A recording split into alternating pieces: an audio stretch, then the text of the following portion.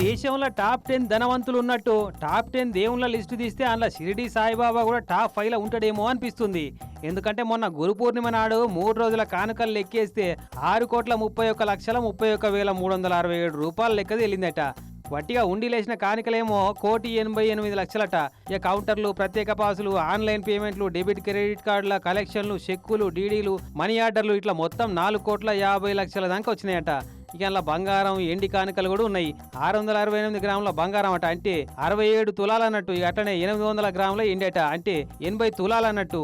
బంగారం కానుకలలో ఒక కిరీటం కూడా కానికిచ్చినట ఒక భక్తుడు.